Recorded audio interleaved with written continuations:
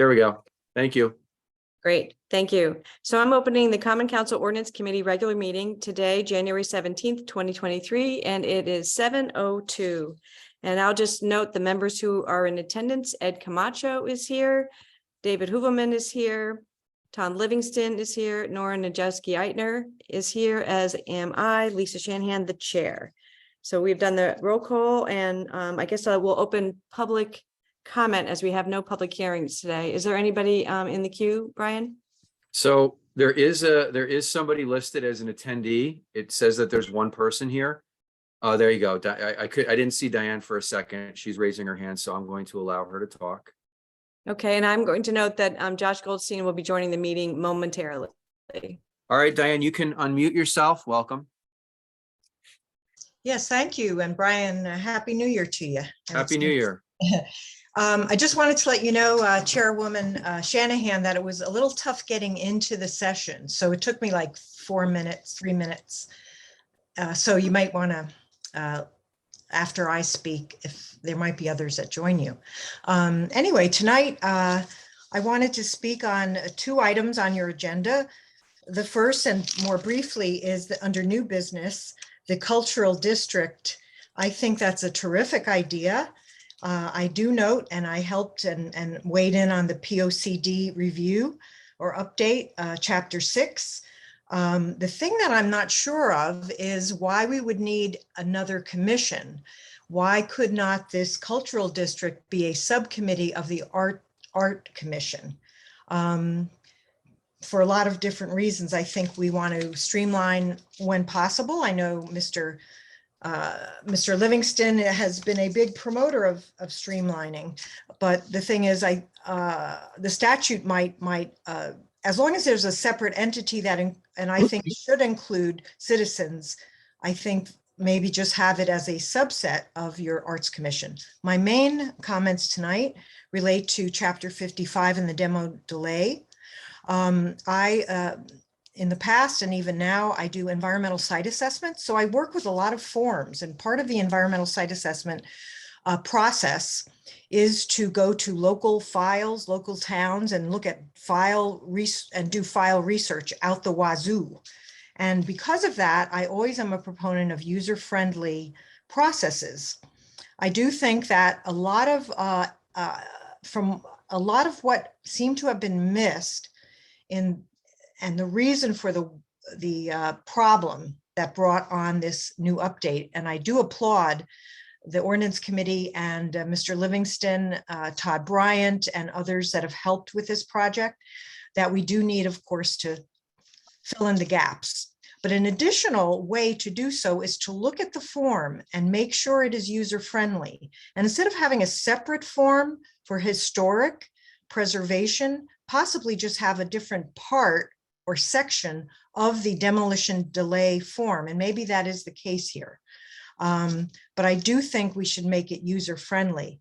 I wanted to make sure that we might also note, and this has more to do with, while we're at it, make the applicant kind of let us know if that building is over 50 years, let's put more of the onus on them and assume that there is historic preservation. In the case of lead paint, if the building is older than 1978, and I have had a license for lead abatement, let's assume these things and make the applicant prove to us that it is not the case. In addition to the city supporting with either lists or overlays some of these items for asbestos, underground tanks, cistern, septic. In Part B, I ask that you train all the related departments and the sign-offs. And one thing that I'd like to add that I think will help in any missing of important buildings is you can flag on the tax assessor books. There are title searchers that go through, and you could flag once you determine buildings that do have historic significance. You can flag it on the tax assessor books like they do and they're supposed to do with certain toxic dump sites or contaminated properties. I know that they don't do it yet in the city of Norwalk. It's something I'm going to suggest. Lastly, under 55-7, under exceptions, number 1, I get a little nervous when it's left to judgment as to what the chief building official may say is unsafe, because to a preservationist, things that might look unsafe may not really be unsafe if they can be preserved. And I do know that our wonderful chief building official eventually will retire. Chief Ireland is amazing, but we don't want to leave it up to their judgment. And I know, and I must confess, I am not a student of the state statute that talks about a definition of unsafe. If this committee could add any language to further clarify unsafe, historic unsafe structures, I think that would help us no longer leave it up to the judgment of people that may not have the background. So I thank you very much for hearing me, and good luck in this particular exceptional effort. Thank you. Thank you, Thank Diane. you, Ms. Loratello. Are there anybody Lisa, else? just quickly, while Diane was talking, I think Josh popped in at either 7:02 or 7:03, so he's been here. That's what I was going to go to. I wrote 7:04, but I'm good with 7:03. We have one other attendee, Nicole Edie. Nicole, if you'd like to speak, raise your hand now. And then we can move Ms. Loratello back to attendees. Yep.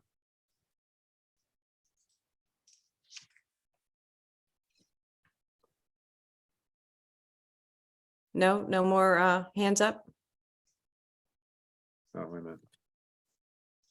No, Nicole has not raised her hand. Okay, great. Does any other committee member have a comment from the constituents that they need to share in the record? Seeing none, then I'm going to close public comment, and I would accept a motion to accept the minutes of November 15th, 2022. Thank you, Mr. Livingston. I have a couple of changes. I don't know if other people do. I'm going to go through them quickly as I've shared them with Brian so he can put them in. Mr. Kevin Tepass lives on Barnfield Road. That's on page 3, paragraph 3. On page 4, paragraph 7, Louise Washer works at Norwalk River Watershed Association. And then my last changes are on page 5 in the second paragraph, last 2 sentences. However, gas blowers require $50 a week in gasoline. The next sentence should read, while the overall cost may be a wash, using electric blowers leave the area cleaner. The next paragraph, and Nora, I believe this relates to you, and I'm just making sure that it's right. Ms. Najewski-Eitner asked Mr. Kodelik if there were any programs, so I added his name in just for clarification. And then in the last paragraph, last sentence, Ms. Shanahan noticed that the focus of the presentation suggested that the best gardening practice was to leave the leaves in place. You also had in the paragraph with Nora at the back of it, at the end, Nora said there have been discussion about 0% loans through Kiva.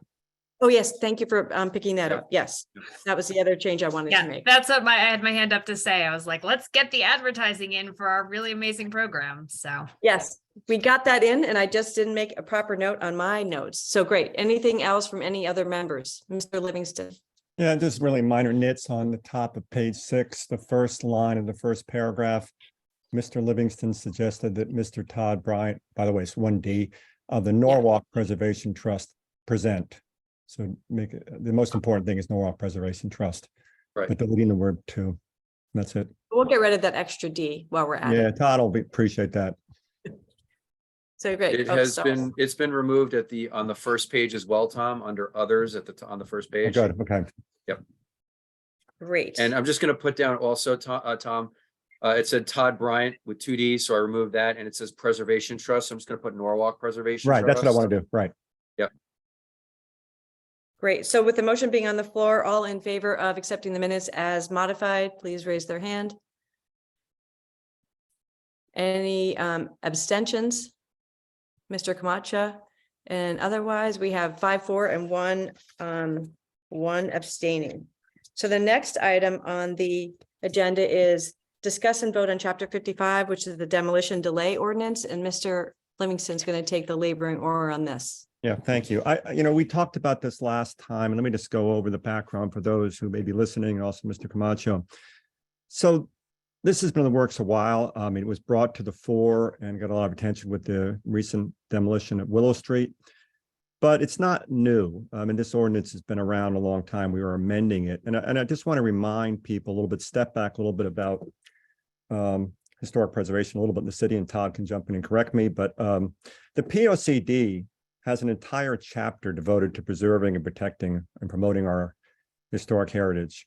And among other things, it says that the city needs to be more proactive in its preservation. It notes the value of preservation in economic terms and also encouraging tourism. But one of the goals outlined in the POCD is, and I'll quote, "Norwalk protects its most important historic resources and encourages adaptive reuse of historic sites to maintain and enrich the city's character." That's one of the goals. One of the strategies proposed to achieve this goal is to, again, quote, "require advisory comment from the Historic Commission to the relevant city agency prior to approval of any project that will affect a building or group of buildings 50 years old or older." So that's really the background to the POCD. So it's, basically part of our master plan for the city. And just to go over the changes to the ordinance from what exists now, again, we went over these last time, but I'll just highlight them again.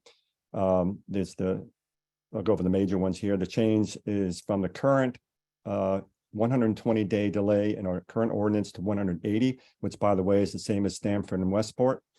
We've added a definition of demolition to make it more clear what we're talking about. We carved out of that definition ordinary maintenance and repair. In the latest draft, we've added a definition of historic property. That's from state law to make sure we cover anything that might otherwise fall through the cracks. We have streamlined the application procedure a little bit and made it more clear. We've removed the requirement and expense that an applicant file a notice in the publication in the newspaper, but we do require them instead to give notice to property owners across the street. We've added a provision that the sole basis of objection is that the building to be demolished is not architecturally or historically significant. The reason for that is we don't want people, just because they don't having a feud with their neighbors, to say you can't do it. So we want it to be really focused on what we're really trying to accomplish here. We also allow the party objecting to withdraw objection, which would have seemed obvious, but it wasn't in the last ordinance. We have added a provision about prohibiting demolition by neglect. So if somebody just lets a building sit there and let it fall apart during the demolition delay period, kind of defeats the purpose of the ordinance. And we provide an exception for lifting of a house that comply with FEMA, or if any structure determined by the health director to be a threat to public health. And finally, we've increased the fines. Not as much as we would have liked. You'll see that's one of the bigger changes here. Attorney Candela went back and did a lot of research on this. And unfortunately, given the current state of state law, this is the most we can do. We would have liked to have prohibited people from doing work or have more significant fines, but it's just not possible this time. So that's the gist of this. I will note, because it's come up, how big a deal is this, right? I spoke to Bill Ireland, and he gave me reports for the last 4 fiscal years, fiscal 19 to 22. During that time period, there were 136 permits applied for and only 3 delays, all of them last year, by the way. Of those 3 delays, 2 were withdrawn, one of which was by Mr. Milligan, by the way. And the third, the applicant waited the waiting period and tore a building down. So this did not stop anybody from doing the work they wanted to do. What it did do and does do is to bring attention to these buildings so that the Historical Commission can look at them. It has not proven to be cause any sort of real delay for people. And I think it's worth moving on to public hearing. So I do have, by the way, I have a couple little nits on it. I can get to now or later. I don't know, Lisa, you want me to just give them out?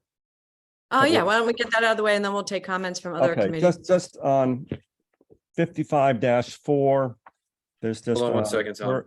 I'm sorry? Let me put it up for everyone's. I'm just gonna share the okay. screen, 55-4. Yeah. Go ahead. Just, we need to take out the word. Oh, you did you, Brian, you do have this here. Okay, you did make the change. Yep. Okay, and C, after C, we after historic property, or just add a comma. That's very minor, obviously. More substantively, on page, the next page on, was it 55-5A8, language in brackets, that says that, it's the point I made about notifying your neighbors. Yeah. And we're notifying the neighbors across the street. The language there was in brackets, and we have spoken with Brian Baker at Planning and Zoning, and what I'd like to propose, subject to further review by them, but that the language be revised to read, this is some paragraph 8, the names and addresses of the owners of the properties that abut or are directly across the street from the building. So deleting the word adjoining and immediately adjacent and replacing it with that abut or are directly across the street from the building. And I would also do that in B2, which is the same situation. From the names and addresses of the owners of all properties that abut or are directly across from the building, Across the street from the building, across the streets. street. That's what's in the, that's what brought. And then we're deleting adjoining and immediately adjacent. Right. And then we gotta get rid of or street from the building, structure, or part thereof to be demolished. Yeah, that stays. Right, so I gotta get rid of from the building though, because we have that twice. Great. Okay, and you said you want that in B2? You have it twice? I can't read this here. No, because he typed in from the building twice. Oh, okay. Yeah, Yeah. all right. All And right, then so you we do want, it B2. yep, all right. Mail copies of a notice of intent to demolish to the owners of all properties That abut that abut or are directly across the street from. or are directly across the streets I can't read this, Brian. I don't know how you can read it. I know, it's very small. from the building. Right. Where it says, so this says, we can get rid of adjoining and immediately across the street. Yeah, And it's so the do you same thing want as from the above, building yeah. or from the property on which the building structure or Well, part thereof is to be demolished?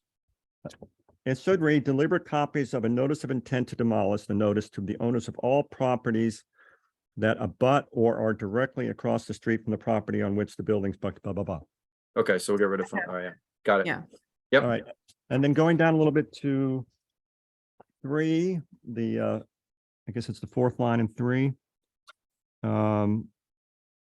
Such signs shall include a copy. All right. And then finally, on 55-8, there's some language that inadvertently was removed. I'd like to add it back at the beginning. of Sure. This was in the old version, the current ordinance that reads, in addition to other penalties and remedies provided by law, comma, and go on from there.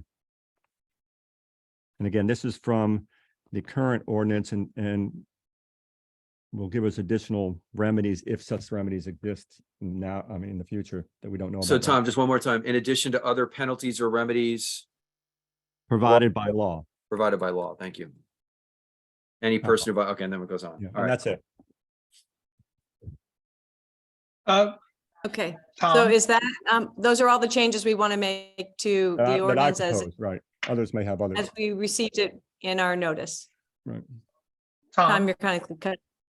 Okay, so now I'm opening it to questions. Do you have a question, Mr. Goldstein? yeah, Questions or comments? very small question. Tom, do you think in under 55A8, sorry, there needs to be a right to, right of appeal sort of thing here, or is because it's administrative, it doesn't need to? I'm thinking about how we've done in ordinances. If someone disagrees or whatever, they can seek redress in the Superior Court, but I don't know if that's necessary here or not. It's not in our current ordinance, and I have not seen it in any other ordinance like this. Mr. I just circled it. I didn't know if it's something we actually need or not. Todd, have you ever seen that?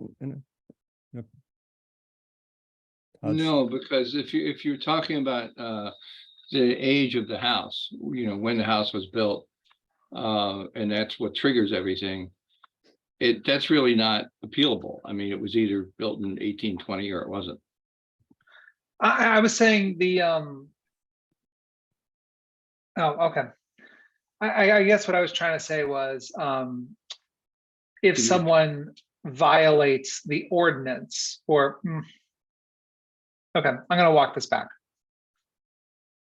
All right, sorry, Okay. I didn't understand that, but I've got, Further comments on the violations before we get to Nora's questions, violations, fines, or other lapses of permit? because I have a question specifically about that. It's separate from my larger questions. Okay, let's go back to that just while we're focused on it, and then we'll go to your larger question. Yeah, sounds good. Well, or if other people have smaller stuff too. So the fine is $250 per day with each day of such violation constituting a separate violation. What is the end point of the violation? I assume it'd be 120 days. We So can't if stop someone, them. so if someone were to 180, demolish without a permit, then it's 120 days. 180 days if this 80. goes through. Okay, is that clear in this, that would be the duration of the violation? Actually, Nora, that's a really good point. Let me take that back a little bit. Let me look at this again. $45,000. I mean, it might be, I have to think, Brian, maybe you have a thought on this. Is it an ongoing violation if they've never comply? Yes.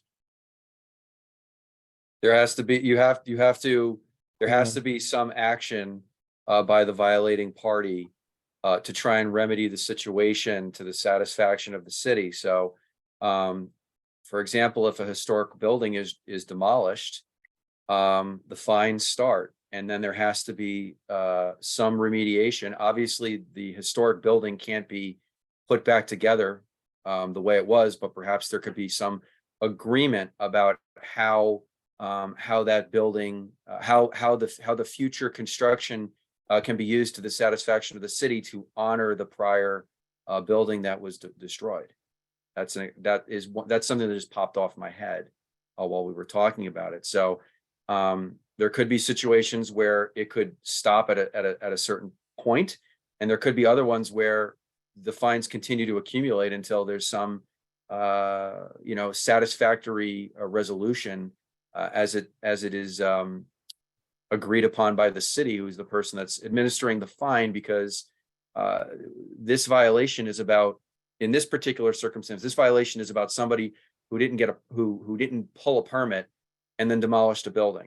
That's one of the things. It's not about whether you have a license or not. That's a totally separate thing. There are situations where you don't need a license, but you need a permit.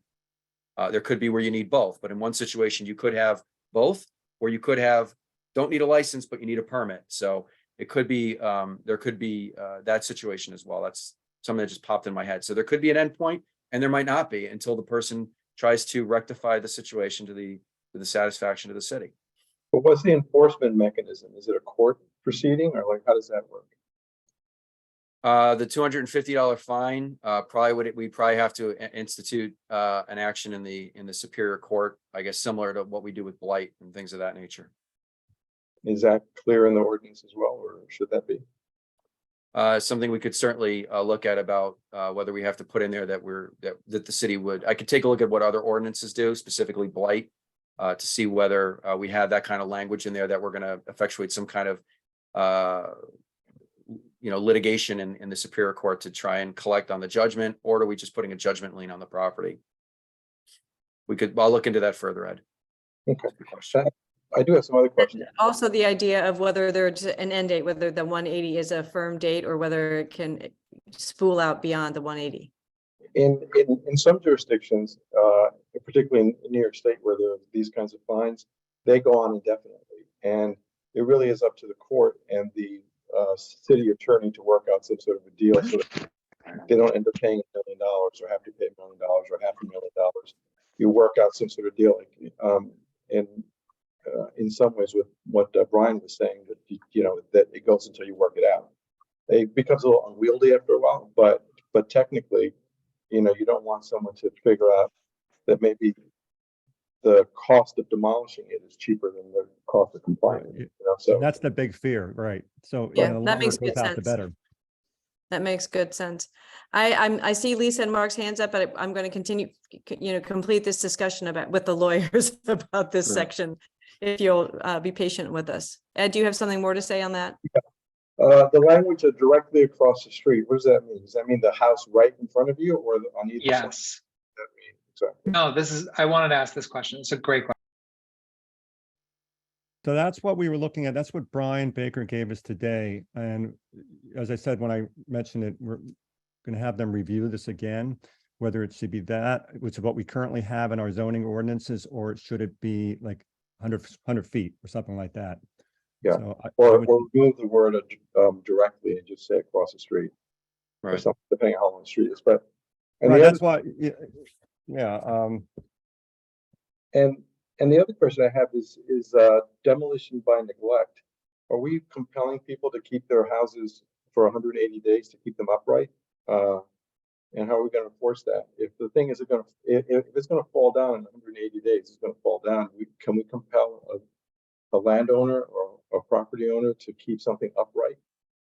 well, what we don't want to have happen is for the demolition delay ordinance to be in effect and they're just purposely let it fall apart, so nothing can be done to save it. But it's But if it's a safety hazard, then the building inspector will tell us that. And it but then, consent. it runs into the blight ordinance, right? Because you're basically compelling people to maintain property, which is a little bit different. Which is a little. I mean, I'm not sure how that works with blight, but it becomes a little problematic How so? because you're compelled. Because if a house is going to fall down in 180 days, are you really asking property owners to do what it takes to keep it from falling down until the city decides if they're going to give a permit or not? I mean, again, if it's gonna fall down, it's a safety hazard, right? Right, but no one lives. Let's say no one lives there, or so it's the sound. It's the sound of a tree falling in the woods, right? It's like, okay, so it falls. As long as it's not going to be a threat to people like on the sidewalk. I guess my only concern would be if the property is, falling apart like that and it is a safety issue. I mean, just for example, there could be, wires coming from the street attached to the house that give it power. If the house falls down, then there could be a wire that's, ripped off the house, falling down, laying in the property. There could be people that walk over. I mean, it could be a safety issue, not so much from the property falling down, but it could be, like a live wire could be But what torn if they down because of it. What if they detach the power supply and just let the house fall down? I mean, the point is, are we really requiring them to keep something up that really is falling? But Ed, excuse me, if it's falling down, again, if it's really falling down, it's a safety hazard, so it's exempt from this, right? So that's not an issue here. What we're trying to do is we don't want people to, say, take the Willow House, just assuming that the demolition delay was in there and assuming it was on the register, we went to the state, or pick a house that was on the historic register and we're waiting for the state to get involved or whatever it may be. And these guys, knowing that's happening, start taking the building apart. Well, that's different, but that's not by neglect. Well, that's the intent of this, is to stop them from doing that. All right, but that's not by neglect, though. That's by intent at that point. But this is an overlap between blight and this. I mean, this is really focused in on historic houses, and this house would have to be somehow recognized as historic, right? So are we? Well, it's anything, Are we any just property missing, that, are we just meshing two things that don't necessarily overlap very often? Well, I'm not sure that a house that falls down by neglect in 180 days, that is. I mean, I suppose that it's going to, if the house is going to fall, it's going to fall in a day. But I'm just not, the concern, the issue I have is demolition by neglect. I mean, if the application is in and if it's not acted on and the thing falls down before it's acted on, is that by neglect? well, I try to think ahead of. Todd, do you want to, we talked about this earlier and you propose this type of language. Do you want to comment on your experience with this and your concerns? Yeah, for the most part, The houses if somebody's going to apply for a demolition permit, they're not going to apply. I mean, it's first of all, there's a couple of weeks. What is it? 2 weeks, 3 weeks before the delay can be. There's a 2-week waiting period generally before the delay is applied, and in that period of time, the people in the historic community will typically go and look at the house, talk to the owner, try to avoid this whole process altogether by coming to some agreement before the delay is put on. By the time you put the delay on, then it's kind of all out war, and you're trying to figure out a way to, fix that somehow. Fortunately, this particular variant of the age of the ordinance allows for whoever it is that put on the delay to withdraw it, which gives the historic community and the owner a lot more flexibility about how, what happens in that 180 days. So, like Tom says, if it's going to fall down, Bill Ireland or whoever the chief building official is going to see that, and they're going to declare it unsafe. If it has been made to fall down by the owner, then you have a blight issue. Or demolition by neglect, take your pick. So it does run into the blight issue, or into the blight question. Well, and demolition by neglect, which I think is also addressed here, which is important because that's that can be an issue. But in general, this ordinance addresses, if not all, then certainly most of the points that the State Historic Preservation Office and Preservation Connecticut think are important in this kind of issue. We also want to make sure that at least, demolition by neglect, I think it's a very small subset where, blight can be a lot of things. It could be this, but it could be a lot of other things as well. And demolition by neglect also talks about, we're talking about 29-408 of the general statutes under the state building code, which talks about that if you are going to demolish a property, there has to be a fence up, there has to be certain safety precautions in there. So it's just another layer to make sure that people aren't demolishing a property unsafely. I understand Ed's concern. I will take a look at blight again and double check and compare the two and get back to everybody. But I think obviously blight is the top of the funnel, and demolition by neglect would be the bottom. And again, if somebody were to do that, if that were to happen, if the building is falling apart like that, then the health department's probably going to come in and tell them that it has to come down anyway. So it's probably just a situation where somebody who doesn't want to demolish it by neglect and they're being told you just need to keep it up a little bit more is going to be focused on doing that. It's almost like a reminder. But yeah, I think there could be an overlap with blight, and I'll take a look at that issue. Yeah, and let me just point out, just from the language here, is not a broad. It's not all that broad. What it says is the property owner shall secure and maintain such building structure, blah, blah, in a manner that minimizes the risk of water penetration, vandalism, fire, or other significant damage, and otherwise complies with section 29-408, which I believe is the state building code. So it's not, it's not really broad. You just have to maintain the building, you have to keep it watertight. That's what it's saying. And just make sure it doesn't, try what it says, significant damage. It's not the same as a blight. It's maintaining it so it doesn't, doesn't just sit there. And it's a big step forward because I remember, years ago when you would put on a demolition delay, and these guys would go in and start taking the building apart anyway, and claim it was remediation, and which makes the whole thing a moot point. But this ordinance will fix that. And by the way, it does say in this section that partial demolition is prohibited except to the extent required by law, maybe there's a health issue or safety issue, or permitted by the chief building officer. So they just have to talk to the chief building officer. It's not, I don't think it's so there. Okay. Do and you have then, other questions on that?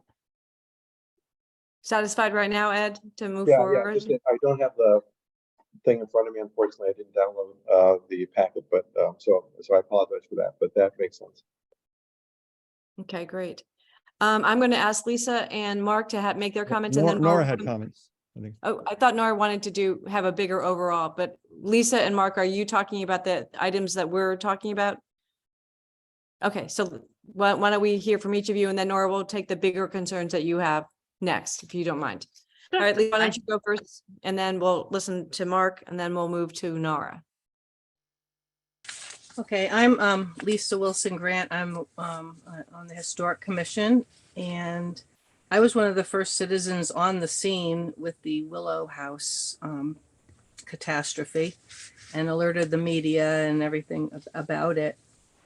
I'm concerned that this might be off topic right now, but that we're going a little bit narrow and deep on just demolition itself. I believe the ordinance or a different ordinance needs to be expanded to include renovation and remodeling, so that in this particular case, they weren't even part of the demolition process. They went with a remodel or renovation permit. And I think that should trigger the historic community's involvement as well with a sensitive historic house, that this type of thing doesn't always happen, but it could happen. And in this case, it did.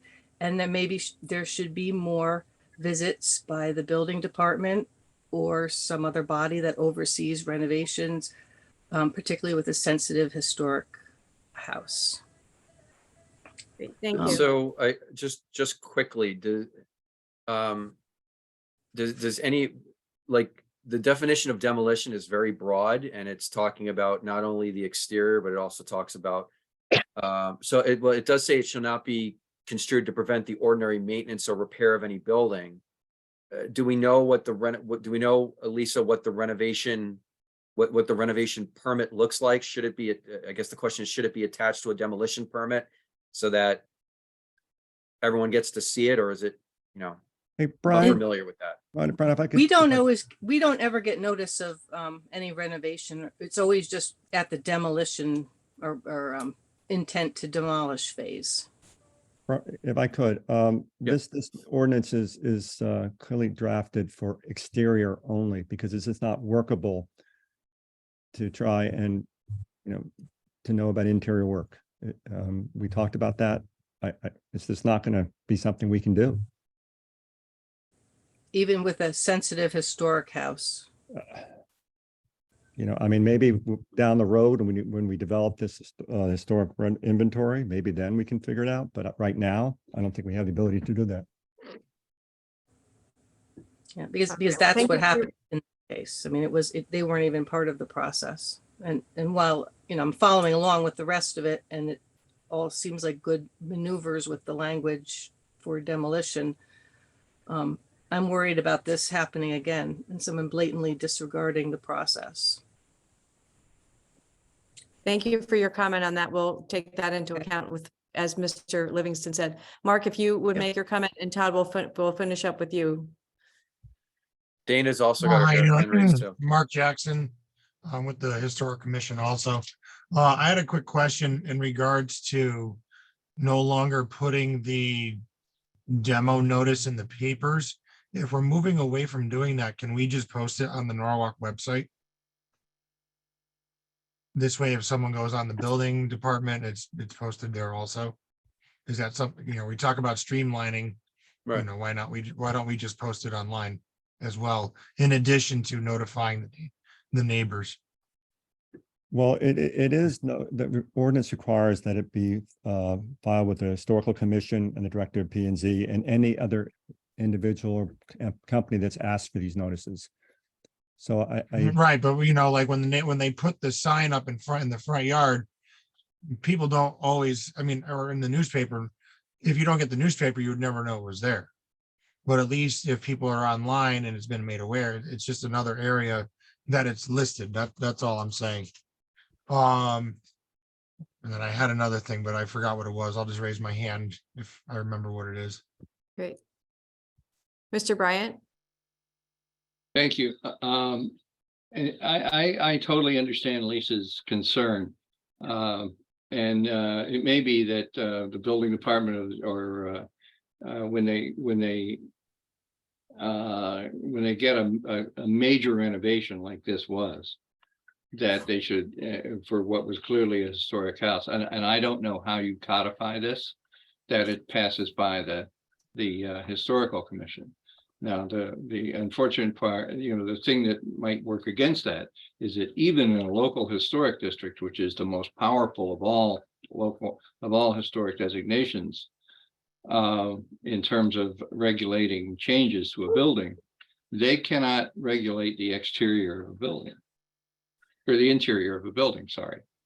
It's only what can be seen from a public way. But that said, this isn't a local historic district that we're talking about. So there might be some mechanism somewhere in the building department and that can connect the building department and the historical commission when it's a major renovation of a historic house. God knows how. I mean, there's a lot of that's a real minefield, I understand. I think it might be beyond the scope of where we are with this ordinance. Absolutely with this, yeah. So let's, I want to be respectful of people's time, so. No, I just wanted to respond to that and also to say, I think it's a good idea to post it on the website. I had something else to say, but like Mark, I forgot it by now, so. You can get back to us. Ms. Laird, and we're going to go to Nora with the larger concern that she might have. Dana, you're on mute. Yeah, thank you. I think Tom mentioned that a lot of problems in Norwalk is the land is worth more than the structure. I mean, it could be the Taj Mahal, but if it's on the water, people just see the land and not the building. That's just one point. I'm wondering if we could if you put in one more definition between blight and demolition by neglect, it's something by demolition by intentional neglect is something that's happening. And the other thing is things that are in danger of something in imminent collapse might be something that could be a term to be used here as a danger. And that, of course, we might have people making things want to imminently collapse, but that's all the points I think I have now. Yeah, that's it for me. Thank you. Thank you, All Dana. right. All right, Nora, here you go. Where are you? There you are. You've moved around on my screen. Sorry. And look, I'm sensitive to time constraints, but I raised this the last time. I've talked to several people about it. I'm just going to reiterate, from my perspective, a couple of different things. First, I just fundamentally think 50 years is far too recent. It sweeps in far too many houses in Norwalk, and really realistically, the chances that a house 50 years old is going to be considered to be architecturally or historically significant, that's probably a very small number of houses. As I've talked to Mr. Bryant about, most of them are probably located in a couple of select neighborhoods that already have designation. And I think realistically, given what we know about building standards in the post-war era and the sort of boom in poorly constructed houses during that time, the boom in houses that were built as beach houses or otherwise sort of not year-round that were then converted, I really don't see any reason to be expending a lot of energy focused on preserving houses that are 50 to 60 to 70 years old. I certainly understand the very different concerns associated with houses that are significantly older. And I would personally much prefer to see this ordinance directed at houses that are much more likely to have actual historical significance, to be architecturally unique, to have features that, can tie to the area's history, that are more likely to have, more solid construction just on the basis of sort of how they were initially built. Further, and this is, I think, again, more fundamentally and philosophically, I am just generally concerned about ordinances that pass every applicant through a time consuming, and I get it's only a couple week delay, but it is a delay. And it is a delay that consumes staff time, it consumes historic commission time. Every person, every house over 50 years old has to go through this process. So you're looking at, as we heard, 136 applications, which consumed staff time, which consumed historic commission time, only 3 of which were ever flagged, and only 1 of which was actually put through the delay process. What that says to me is this regulation, or this ordinance as it currently exists, is sweeping in primarily properties that are not likely to be subject to this kind of protection. So to my mind, we're approaching this problem backwards then. We are consuming time, we're adding delay without actually really focusing on what we're trying to preserve. So I'm a big fan of the registry project. To my mind, that is the way to go. I would simply remove any building that does not make it onto the inventory. I know it's on a registry. From my perspective, I would strike 55(4)(a) and (c) and can maintain only those buildings that are listed on the resources inventory. Because quite frankly, if they don't have criteria that get them onto the inventory, the odds that the Historic Commission is then going to vote to put in a delay seems unlikely to me. And again, I'll also raise the issue that I recognize that the delay is intended to hope to find ways of, preserving the property, of negotiating. I also think in practice that we have seen that, there are not necessarily a lot of resources available to save every home. And a better approach would be really focusing our time and energy on how we preserve those homes that are most special, most unique, have the most to offer, how we work with residents who happen to own or be invested in those particular homes. That's a better use from my perspective of staff time, of historic commission time, and really would target the actual problem we're attempting to get at, as opposed to sort of this, throw a wide net kind of approach. So that's my sort of fundamental set of concerns here. And I understand that, in that sense, some of this stuff has already been in the ordinance and there's not the changes on the table, but, this is the opportunity from my perspective to really think again, what are we trying to accomplish here? Is this ordinance actually trying to accomplish our goals? Is it doing so in the way that is most streamlined, most respectful of our residents, most respectful of our staff time? And again, gets to ultimately our fundamental goal in the city, which is to increase our affordable housing, to make it more affordable for people to live here. Every barrier we put up to folks to try to do renovations that support safety, that support livability, that make the city affordable, that are our opportunity to think about, are we offering the best housing units for the needs of our city at this moment in time? So for all those reasons, this is not the approach that I would take to this ordinance. And I really appreciate the opportunity to kind of share my thoughts on that. And I appreciated the conversations I've had with several folks about this. And I very much get the balancing of values here. But to my mind, it simply weighs on for a much more targeted approach to really try to achieve what we're actually after. So thank you, Lisa. I appreciate the opportunity to express that. You've got it. So Mr. Livingston or Mr. Bryant, would you like to? Yeah, I mean, I'll just say a couple of things and I think Brian can talk more about the 50 years. So first of all, I don't see this as a conflict between affordable housing, but that's a separate discussion. We are working on developing and expanding the inventory, the historic inventory. That's not going to happen overnight.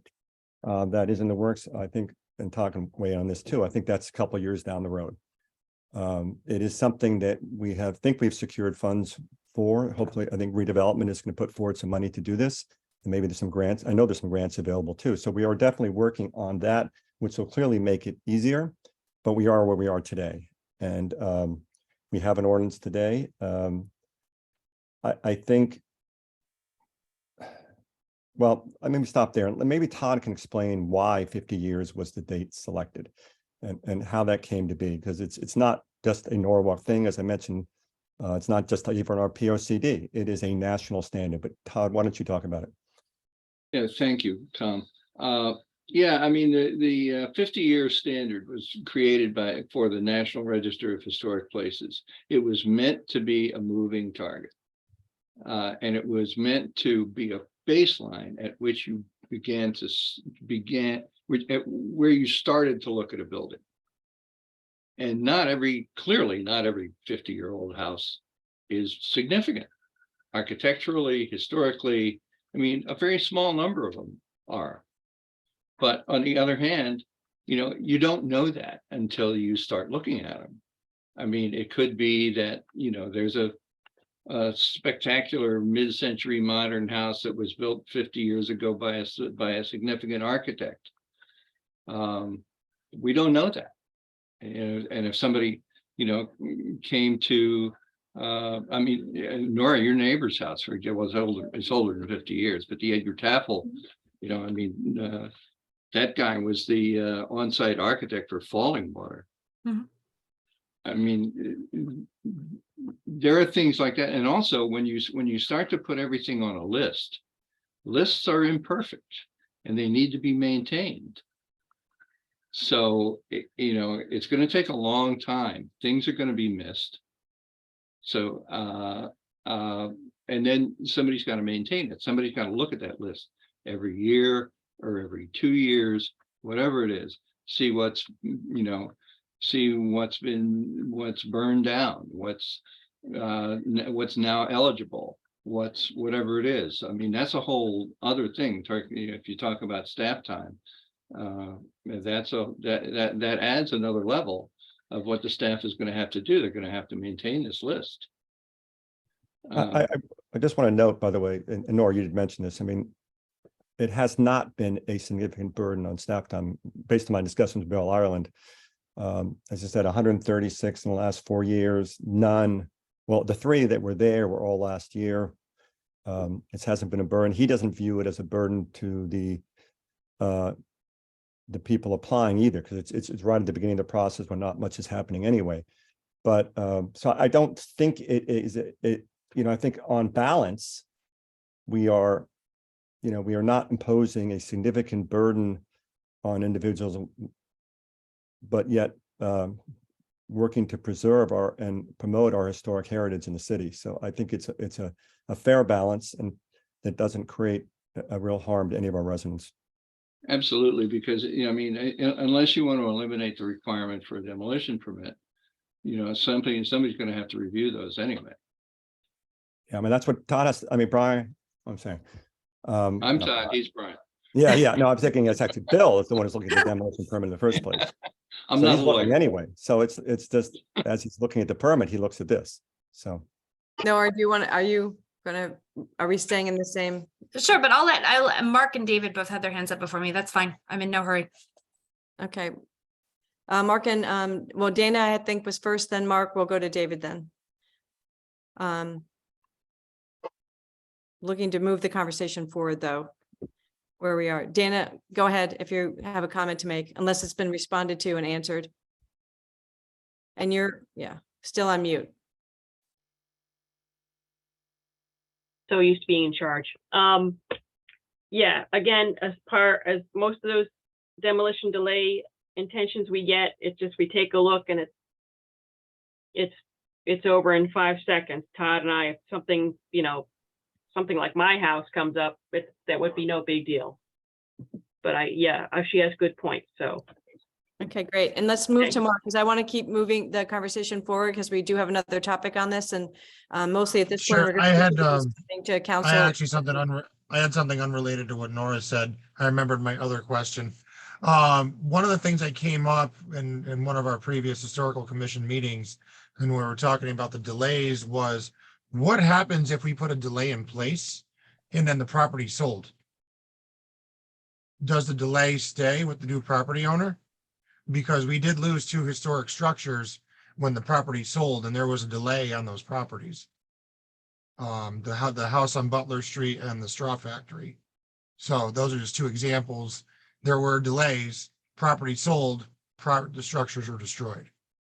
So I just want to see if there was something we could add Wouldn't with the same process verbiage. apply? Wouldn't the same process apply to the new owner?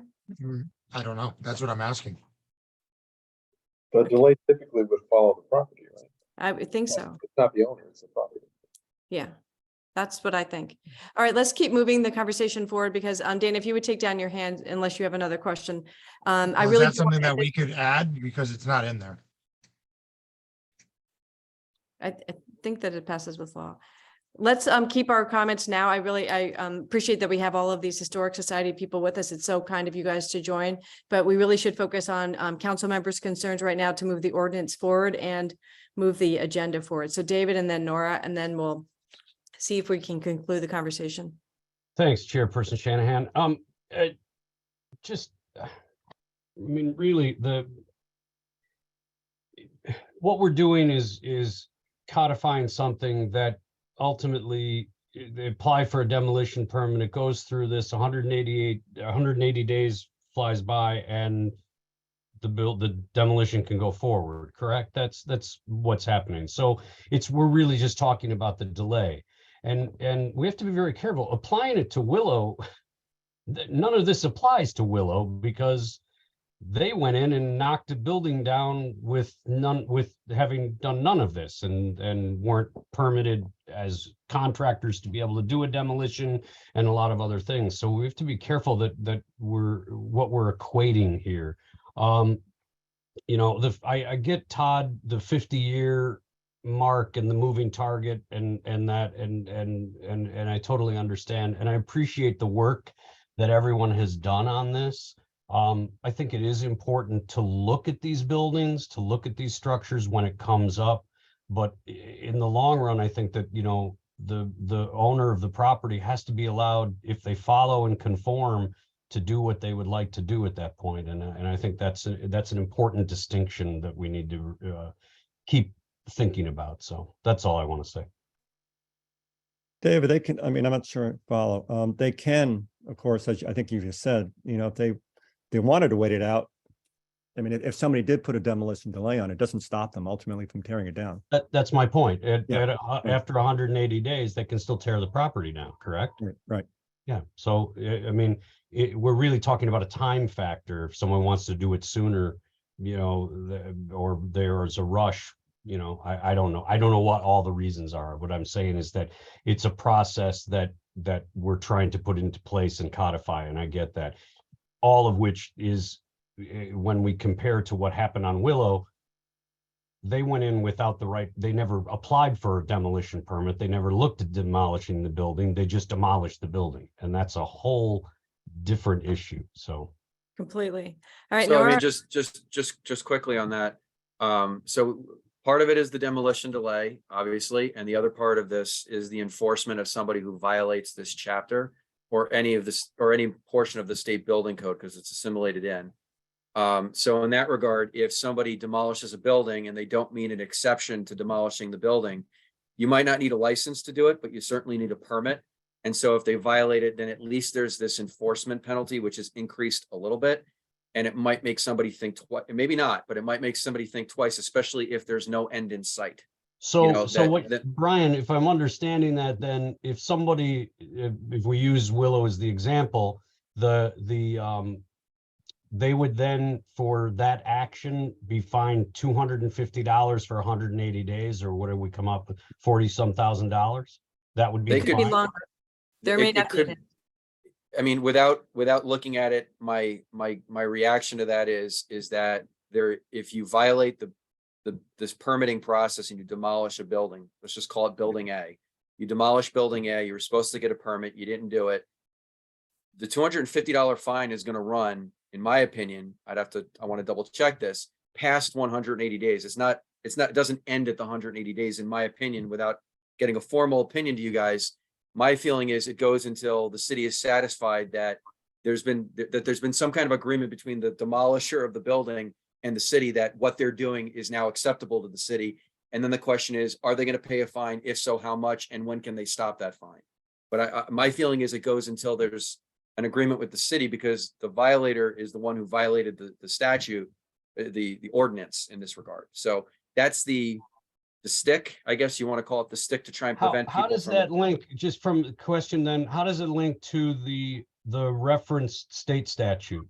Does that jive with the state statute also, or? So, saying. so the state statute references many things. It talks about safety. It talks about many different things. And so General Statute 7-148, scope of municipal powers, one of the things that we're able to do is enforce a $250 a day penalty based on many things, but one of those things is public health and safety.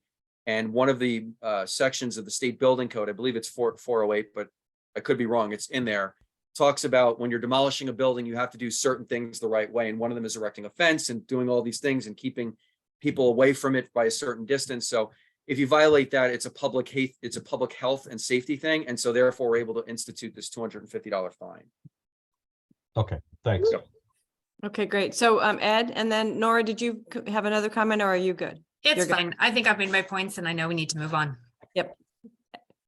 Yeah, so very quickly, so I tend to agree with Nora, her overall, concerns about this thing. But specifically, my question is, the 180 days, are we changing it from 120 to 180 because that's what most towns have? Or is there a reason to do it independent of the fact that other towns have the 6-month period as opposed to a 4-month period? Because we are adding an additional cost to people. The cost of demolishing something today is cheaper, presumably, and certainly now with inflation, as it is, than the cost of demolishing something 6 months from now. So we're adding a cost and a delay. The cost of construction after the demolition will increase, 6 months from now. So are we doing it simply and because apparently it has not been a burden thus far. So presumably keeping it at 180 days, we're not running up against a clock of any sort. Why is it that we're changing? Why is it that we're going to 180 when apparently we can do it all within 120 days? Do you want to take that? Yeah, thanks again, Tom. Part of the reason these delays are in place is as a deterrent. You want the owner of the property to think twice before they even get to this point. And the 180 days only comes in if there is an objection, which what was it, 4 in the last 5 years? 3 in the last 5 years. And now that we have this, and apparently that Bill Ireland can reverse a demolition delay on his own. I'm glad to see that we're going to be able to codify it here, I hope.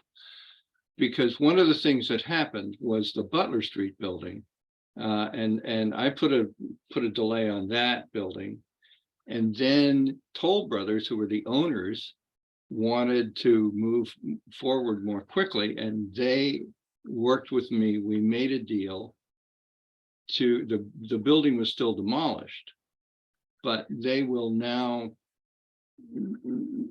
going to acknowledge the history of industry in the area in a permanent exhibit that's in a public place in the new building. So they were going to get to the end of 120 days and we're going to tear it down anyway.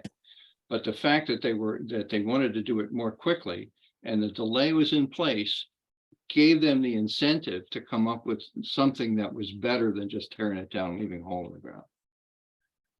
So the deterrent and the length of time are both important in order to make this stuff work. That's a little, in some ways, a little troubling because it's almost punitive in some ways, or it's almost like that extortion kind of thing where we're having someone cool their heels for 6 months just to get them to come to the bargaining table. I mean, that's the idea. That's the idea. But there's to give people made once the hole is put on, there's a determination made. There's a 1 or 2 person judge and jury at that point because that hold is itself a determination that really has no recourse. There's no recourse in a way, right? It's really imposed to bring someone to the bargaining table. But the whole point of it, besides the deterrent, the whole point of it is to give everybody enough time to try and save the building. If you can't save the building, since you can now, reverse the delay, you might find another way to mitigate, and mitigation is always a big part of preservation. Something that took me a long time to make peace with that, but this is mitigation, what we're talking about with Butler Street. But So even if there's mitigation, if there were no delay and if there were no incentive to somehow come to the table, it wouldn't happen. could there be a reason? Could there be a difference of opinion as to whether or not a building is worth preserving or is historical in some way or merits this kind of treatment? Would there be a difference in opinion on that? Probably, but I mean, I would apply the National Register criteria.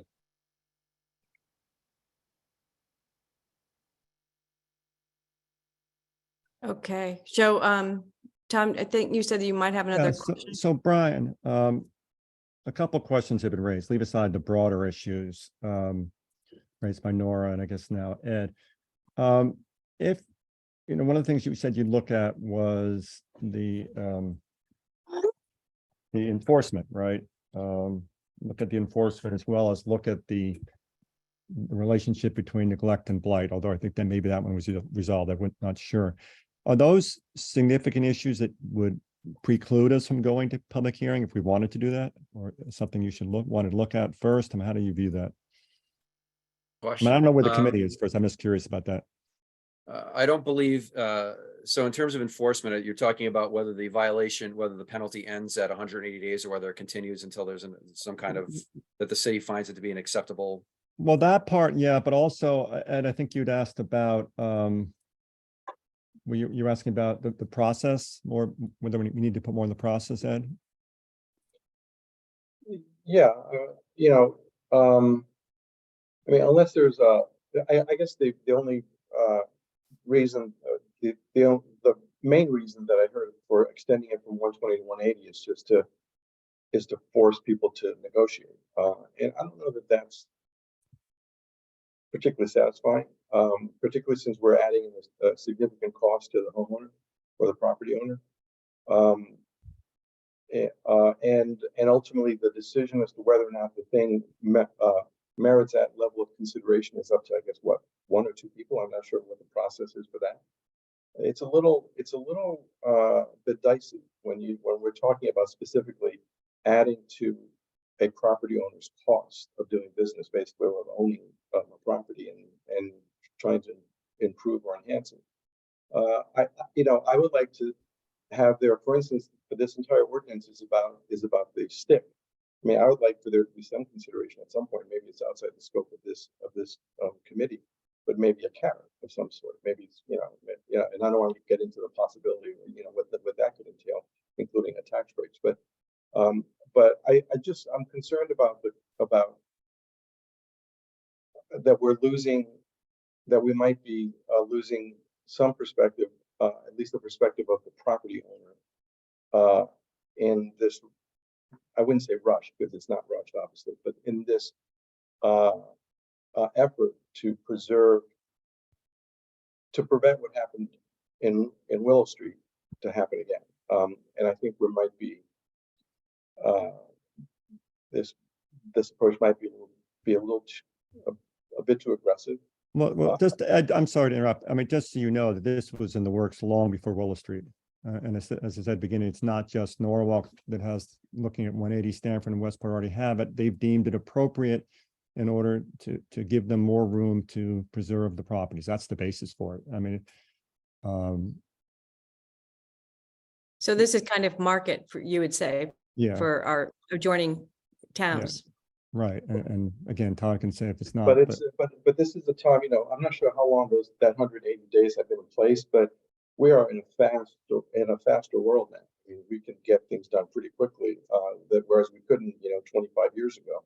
So I don't know why we're moving to the 180 other than this notion that we want to hold people's feet to the fire, because really things ought to be able to get done quicker now than they were 25 years ago. So 25 years ago, I could see maybe we need 6 months. I don't know that we need 6 months today. And the only reason that I've heard so far is to give us a bargaining, to give us time. to make it so that people will, negotiate in good faith or something. Right. I mean, that is the goal, right? To give But more time to find a solution. Right. And but then you could go 9 months, right? You can go. actually, state law doesn't let you do that, but All so this is state law, right? I mean, state law provides for 180. So it's not unique to us. It's to give the relevant parties time to negotiate, to preserve properties for the benefit of the city. It And this is hasn't been an issue. Yeah. I mean, there are a couple of properties, right? But it has not been a burden to date. And I think we have to keep that in mind. It has not been a burden to date. Right. So 120 days has not been a burden or an issue to date as well, right? I can ask Todd to answer that. I don't go back far enough.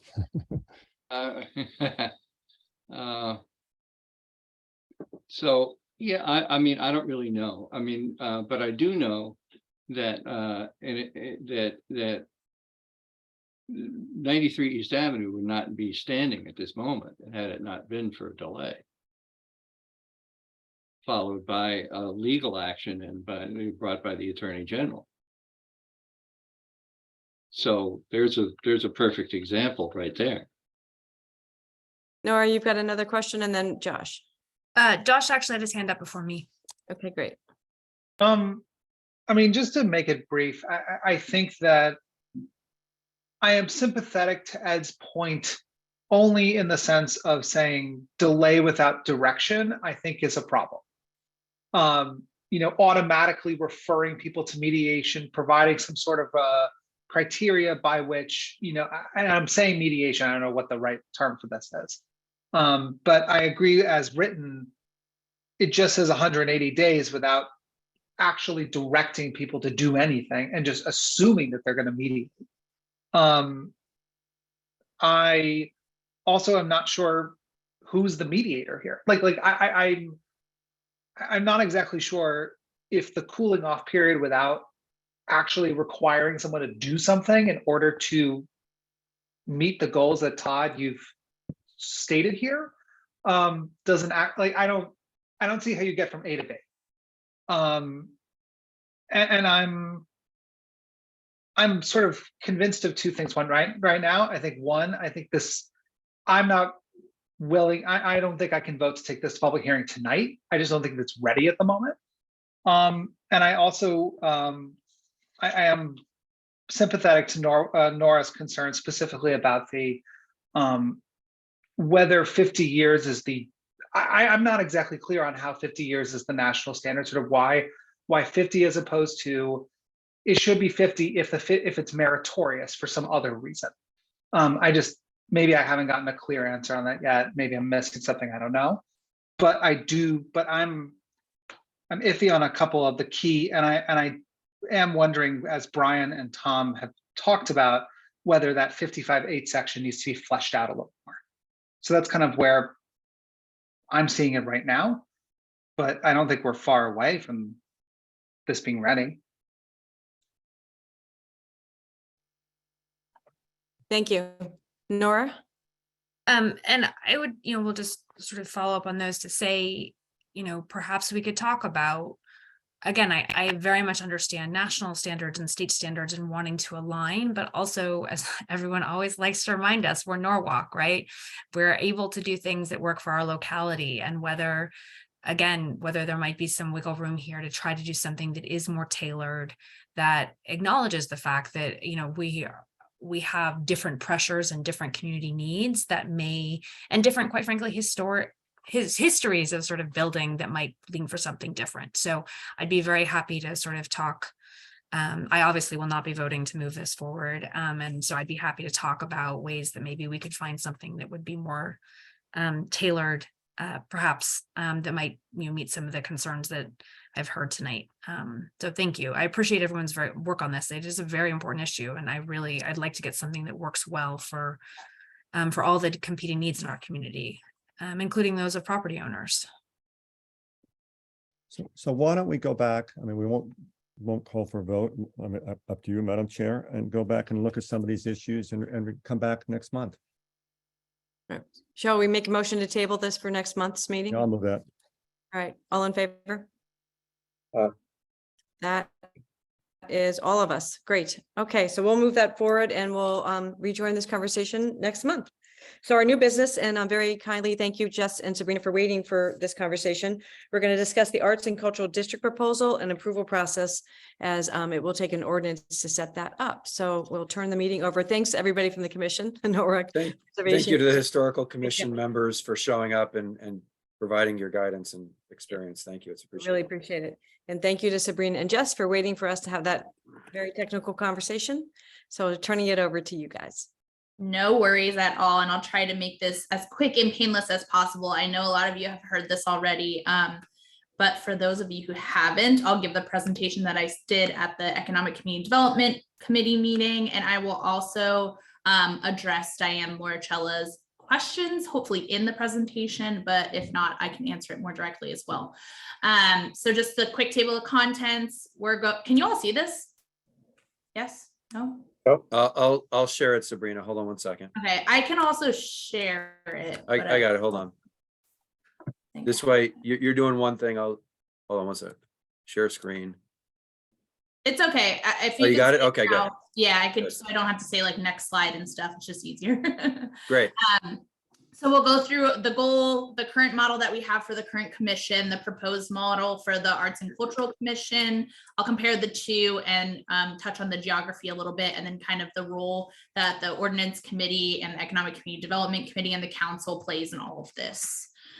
So our goal is dragged right from the POCD. It really focuses on preserving and promoting and creating an arts and cultural history in Norwalk and Ulster Cultural District, which includes an arts and cultural plan, as well as an arts inventory, which both have been requests in the past and will be in the future for the capital budget request. So all of these are kind of aligning with the POCD, and that's chapter 6, and it's one of those goals in there. So what we currently have is we have 11 members. 2 of the sitting members are council members, and then we have 9 residents that serve for varying terms, some for 1 year, some for 2 years, and some for 3 years. They oversee the citywide art initiatives that we have in the city that just started ramping up this year and last year, and then also additionally serve as stewards for the public art collection. So they currently have an ordinance in place that guides their responsibilities, but they have a set of bylaws that are created by the individual group that specifically gives kind of rules and regulations of how the commission should be run as well. So our proposed model is a little bit different, but similar in a lot of ways. And it's really just to mirror what the Arts and Cultural District Ordinance requires at the state level. So it's 9 members instead of the 11, but again, this is a minimum. We can, play with this number as we want. 6 of those members have to be active in the arts and cultural community of Norwalk. So it has to be either a board member, somebody who is an actual artist, somebody who is an arts administrator, any of those combination of things. And they don't have to be residents, but they can be. What we've seen in the past is that we're being barred from asking people like, the overseer of the Norwalk Art Space is not a Norwalk resident, but super influential institution for the arts in Norwalk. So the fact that we can't even request to have him on the board at this current moment is really not working as best as it could to bring of our partners to the table for the commission. Additionally, 3 of those members do have to be residents. Again, these are the basis numbers that are in the ordinance. We can have more, but those are kind of what we need to meet to comply. In this specific model, the cultural district aspect of the Arts and Cultural Commission will specifically focus on the urban core geography or whatever geography we so deem necessary to be the Arts and Cultural District. The main purpose of this is that it manages this specific district, and we are allowed to raise additional funding for this district. So in the current model, they act as any other board or commission where we have an operating budget and a capital budget. However, we're not, as city stewards, we're not out asking for funds. We are getting grants and are allowed to do that currently, but we're not really raising any capital funds or applying for state grants that are specifically for arts and cultural districts because we don't have one in place at the moment. So this is just a comparison of the 2 things of what I just went over. So the biggest difference is really that we can apply for grants and get donations for the specific district to implement arts events, arts installations, all of that fun stuff. And also the change of the members, which will allow non-residents, but again, they can be residents as well, to join the commission and to serve on the commission. So what we have in place now is just a city ordinance. So this is really just going to be an amendment to this ordinance, or a large amendment to the ordinance, and also following that state legislation that was released so that we check off the boxes. So this is the proposed geography in a more zoomed in level. I'm sure you all know this, that's the enterprise zone district. That's just South Norwalk and then Wall Street above it. Again, this is just the proposed geography. This can be altered, this can be tweaked. There can be other cultural districts throughout the city. We would just have to include that on a map and give a tour of that when we go for the submission. So this is just the steps to implement the proposed model. So after we have these meetings with support from council and the mayor's office, we would then have to submit a letter of intent to the Fairfield County Cultural Alliance. They act as the conduit of information to the state's office to get these up and running and certified. We would then have to take the geography itself to get ratified so that we know the exact boundaries of the district. That has to be included within our application with our areas of cultural importance marked on them as well. We would then have to get a ordinance amended and passed through the Ordinance Committee to establish the Cultural District Commission and give its laws and regulations to that, as you would for any other commission that currently exists. Have a public hearing on that, and then that's required not only for an ordinance as it always is, but also for the cultural district legislation as well. We're required to have at least one public meeting to establish it, so that would count for both. And then we would have to go to council for the submission of the whole package to the state legislature, and DECD would then come down and visit our cultural district and then give us the last final stamp. And that's when we would be able to appoint our members and really get the ball rolling. So that is all I have. And I know I talked really fast because I wanted to be respectful of all of your time, but I am happy to answer questions if you have any. Mr. Livingston. Thank you. Sabrina, I mean, I think it's a really neat idea. I guess my question is, we currently have the Arts Commission that, in theory, is arts for the whole city.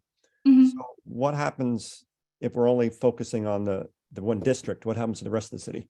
So it would be both, which is why it's not just the cultural district itself, which the legislation calls for, it's the arts and cultural district. So the cultural commission, the Arts and Cultural Commission will hyper focus on raising funds specifically for events and arts installations in that specific geography. But the larger projects that we have on the city level as of right now that we do through our capital funds, our operating funds, that would all remain the same. It would just be hyper focused in that one specific geography with this change.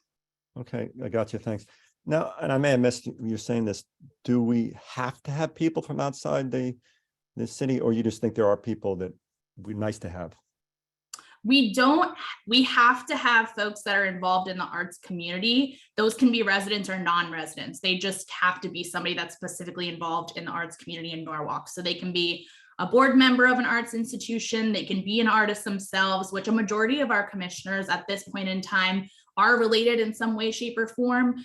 So I don't really think that's going to be a super hard criteria to meet for us. But there are people that we were hoping to get on the commission that we can't because they are not residents. So like Five Fingers, for example, is not a resident, but very prominent artist in Norwalk. So those types of folks, we would be able to do that. But again, there's no requirement that they're not citizens. It's just that they have to be specifically in the arts community. And would you want that to be I would not want to have a commission made up entirely of non-residents. I mean, so are you thinking like 3 is what you, no more than 3 could be out of district or something like that?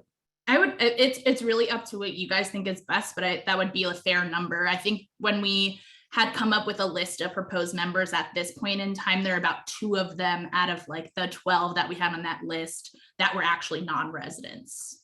Gotcha. All right, thank you. Yeah. Mr. Ubelman. Thank you, Chairperson Shanahan.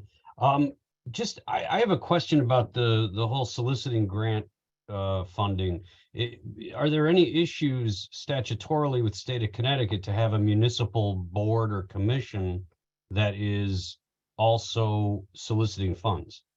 No, so at the current moment, we can solicit grant funds, so we can apply for grants as the commission. So it acts as, the city of Norwalk doing business as kind of the Arts Commission, and we can apply for grants that way as staff.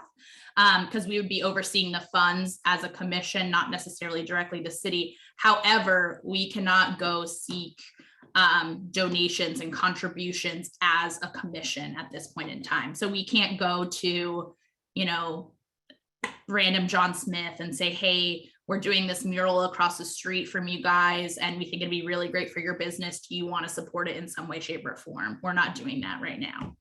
Right now, we're not, but what we're looking to is statutorily make a change to be able to do that? Correct. Okay. And that, I guess, is my question from a state, just that we're putting the right mechanism in place when we Yeah, so rewrite the that's ordinance.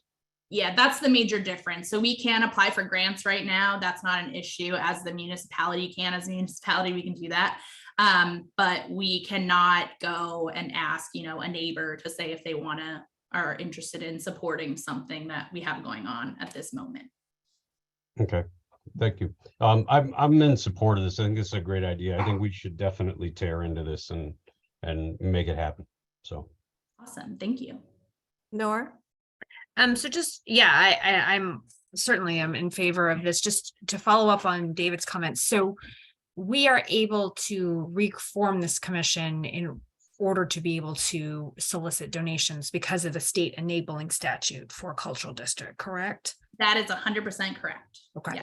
Are there other areas where, we could start looking at this for, I don't know, Parks and Rec, for other places where we are in dire need of contributions and the ability to do something? Or is this the only sort of current state enabling statute on the books?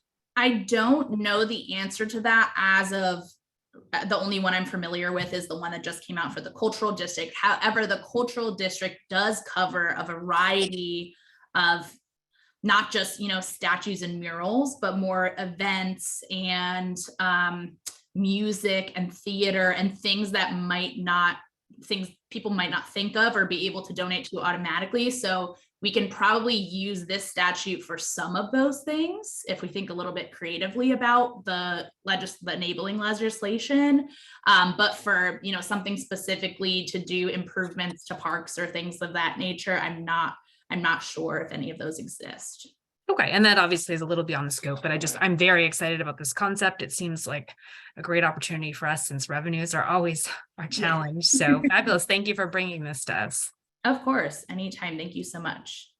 Great, thank you very much. I think our theory is that the Economic Committee is going to look at where the cultural, where it's going to exist, what the geography of it is, and we'll work on the ordinance to make that happen. And we're going to try to do it parallel so that they're both moving together at the same time to get this in place sooner rather than later. So that's the plan. Great. So thank you so much. And we'll start working on that soon. We'll put together a small committee on it. So thank you. Thanks, Awesome. Sabrina. Thank you, Thanks, guys. Jessica. Thank you. So I've come to the end of my agenda. Is there anything else that committee members have that they'd like to raise?